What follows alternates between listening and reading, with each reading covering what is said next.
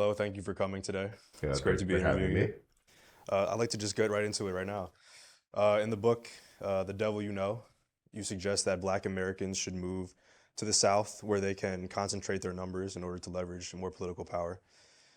How would you motivate Black Americans to return to the South? Well, the great thing is that it's already happening. So, probably since the Great Migration ended in 1970, it has been happening that people have been moving back south. But for at least the last 15 to 20 years, newspaper reporters have been reporting about this phenomenon. If you look at census data, it continues to show that cities in the North and West are losing Black populations. Some of them are moving out to the suburbs, but many of them are moving back to the South. I myself moved to Atlanta. Atlanta is a kind of a nexus of reverse migration for the South. In the last 30 years, the Black population doubled in Georgia because of this reverse migration. In part, some of it was regional migration in, but some of it was reverse migration from people in the North and West. And that is really encouraging. So I don't have so much of a heavy lift because I don't have to convince people from scratch. What I'm trying to do is encourage even more people to move.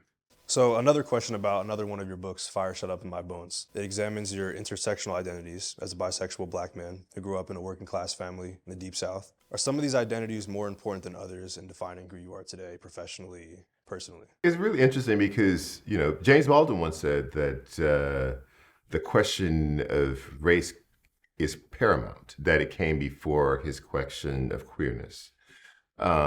And that to be born in the Black body, you were already marked and menaced from the beginning, that the sexual question just added another form of menace to the existence. I find that this is really a question for other people's consideration. It's not necessarily my own. I think that other people encounter you and they kind of prioritize which thing they consider first.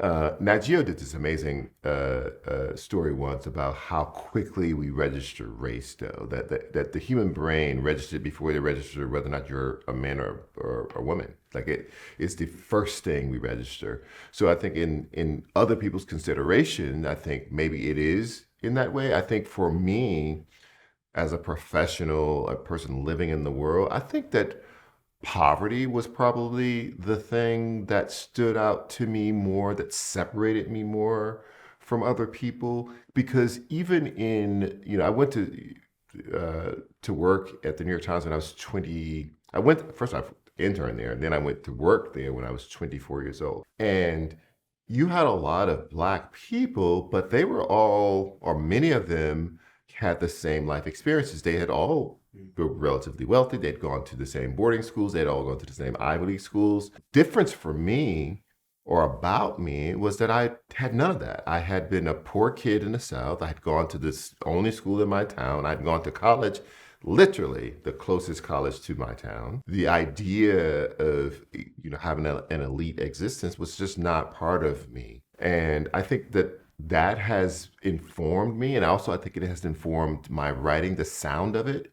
It sounds Southern, it sounds rural, it sounds like the old people I grew up around, and that's on purpose because I think that is most true to me.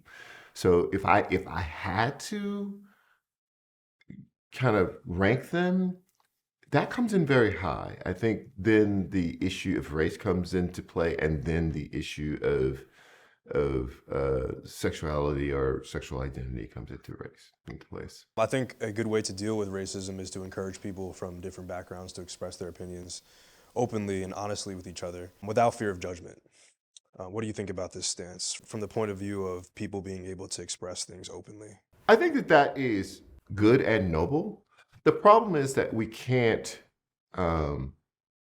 make that the criteria for people's enlightenment because there's not enough people. Right, there's just not, there's 14% Black people in America. Like, there's not enough of us to pass around. And also, it's a burden. Like the idea that I need to sit down, and if I sit with you, then you'll be a better person because you've now been exposed to someone who looks like me. It shouldn't be necessarily an issue of exposure. Enlightenment should come because you want to be a better person, not because you want to treat me better. Well, thank you for your answers. I would look forward to your talk tonight.